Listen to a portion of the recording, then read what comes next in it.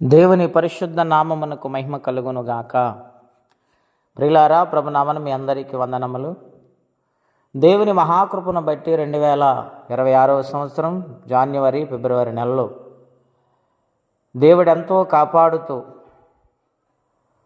2 నెలలు గడిచిన తర్వాత 3వ నెలలో మొదటి రోజున మహావిశ్రాంతి దినము ఆరాధనకు మనల్ని సిద్ధపరిచి ఈ నూతన నెల మనకు అనుగ్రహించిన దేవదేవునికి కృతజ్ఞతాస్తుతులు చెల్లించి వారమై ఉందాం. ఎగ్జామ్స్ జరుగుతున్న పిల్లలందరికీ వారి గురించి మనం ప్రార్థన చేయవారమై ఉన్నాం. దేవుడు మంచి జ్ఞానము, ఉత్తీర్ణత అనుగ్రహించి వారిని కాపాడులాగున ప్రార్థిందాము. కుటుంబ సమస్యలతో బాధపడుతున్నవారు, గడ్డు సమస్యల నుండి విడుదల కొరకు నలిగిపోతున్న ప్రతి ఒక్కరికి దేవుని సహాయము అనుగ్రహించబడాలని ప్రార్థన చేద్దాం. ఈ నెలంతా దేవుని మహాకృప మనకు తోడై ఉండాలని ప్రభు సన్నిధిలో కృతజ్ఞతాస్తుతులు చెల్లించుదాము. దేవుని వాక్యము ధ్యానిందాము. యెషయా గ్రంథం 45వ అధ్యాయము 2వ వచనం.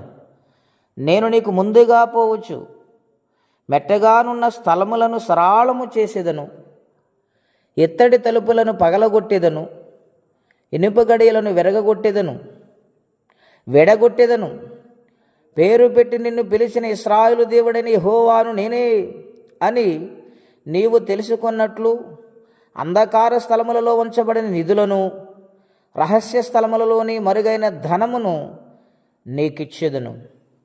ప్రియమైన దేవుని బిడ్డలారా, పరిశుద్ధాత్మ దేవుడు మనందరితో మాట్లాడుచు ఉన్నారు. ప్రవక్త అయిన యెషయా గారు క్రీస్తుకు పూర్వం 606 సంవత్సరాల క్రితము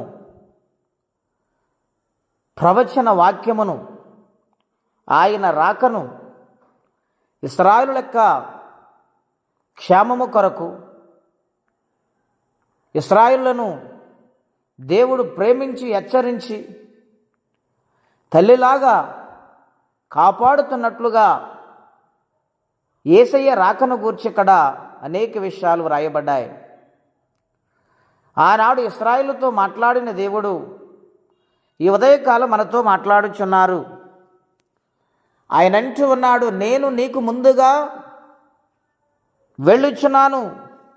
నీకు ఏదైతే మెట్టగా ఉందో అటువంటి స్థలాలను సరళము చేసి క్షేమకరమైన ప్రయాణము నీకు అనుగ్రహిస్తానని నాడు ఇశ్రాయేలు గారితో దేవుడు మాట్లాడుతూ వచ్చారు.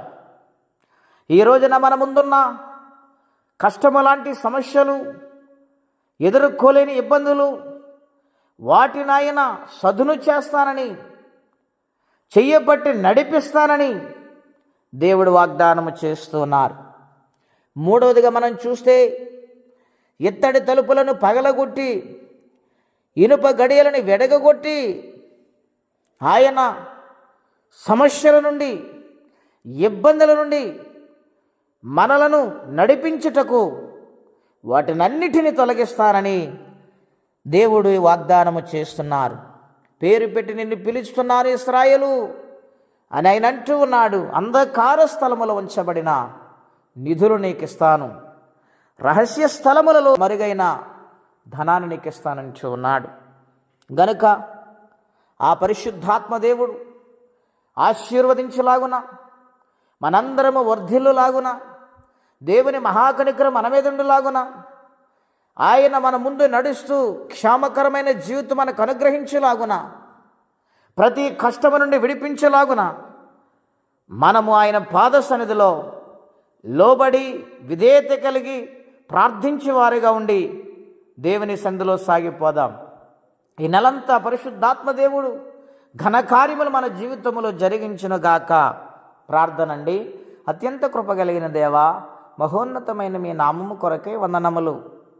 మీ మహాకృప దయను బట్టి ఈ నూతన నెలలో ప్రవేశపెట్టారు. అందును బట్టి మీకు కృతజ్ఞతాస్తుతులు. చదువుకునే ప్రతి ఒక్క బిడ్డలను మంచిగా చదివి ఉత్తీర్ణత పొందులాగున దైవికమైన జ్ఞానం వారికి కలగచేయండి.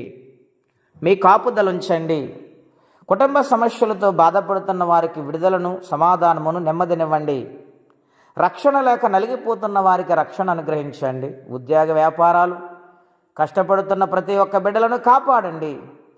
నాయన, నీ రాజ్యమునకు వారసులుగా, మీ వాక్యమునకు విధేయులుగా బ్రతుకు భాగ్యం మీరు మాకు అనుగ్రహించి మహిమ పొందమని, ఈ దినమ దీవెనకరంగా మార్చమని యేసుక్రీస్తు వారి పుణ్యనామములో ప్రార్థించి వేడుచున్నాము తండ్రి. ఆమేన్. దేవుడు దీవించును గాక. ఆమేన్.